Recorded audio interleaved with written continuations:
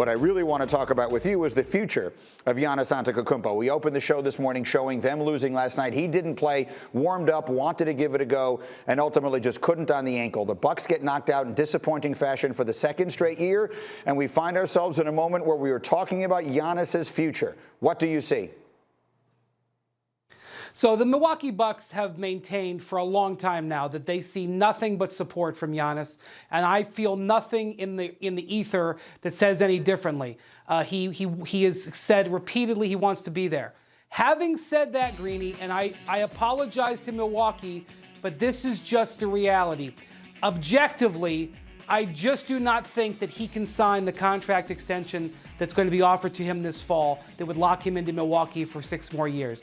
I just think he's got to keep the pressure on the organization.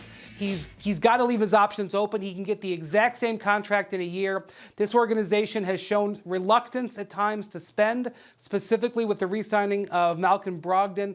And if an objective person, basically his agent, would say this to him, I just don't see him extending. And therefore, we have the pressure now on the Bucks. It's not going anywhere for a while.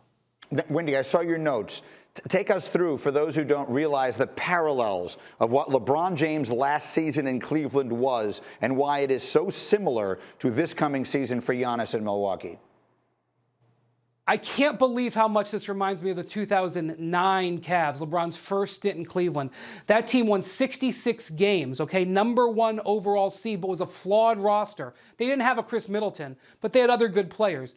They ran into a bad matchup in the Orlando Magic, lost in 6, frankly should have lost in 5. Almost the same way this matchup was terrible for Milwaukee with Miami.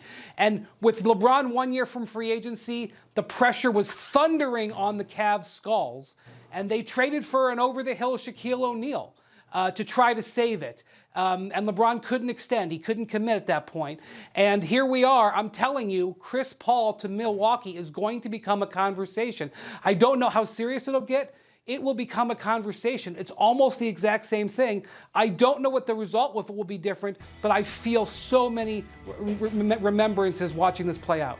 Yes, I was reading your notes, and it makes a lot of sense to me. For those who don't know, Billy Donovan is no longer going to be the coach of Oklahoma City, and part of the reason given for that is that the Thunder may be looking at taking a different tack in their rebuild strategy here, which could make Chris Paul very expendable. So, RJ, I will ask you, we opened this hour talking about what Giannis needs in Milwaukee. If you added Chris Paul and didn't subtract any of the really significant pieces there, is that enough? That's a good start, in my opinion, when you start looking at possibilities.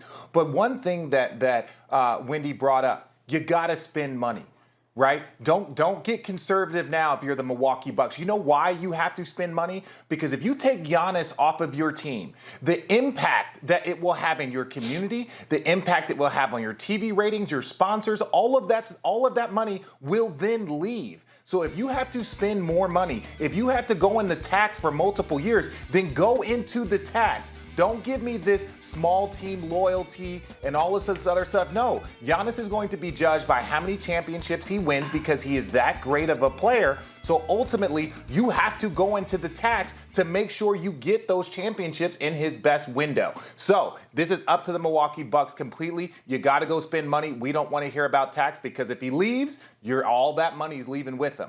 Super quick, though, RJ. If Chris Paul had been on this team this week, would they have won this series? Ooh. I think that series would have gone 6 or 7. I do not want to discredit the Miami Heat and how well they are playing. I think we don't fully understand what that trade for Andre Iguodala and Jay Crowder really did to their lineup because of the quarantine. Thank you for watching ESPN on YouTube. For live streaming sports and premium content, subscribe to ESPN+.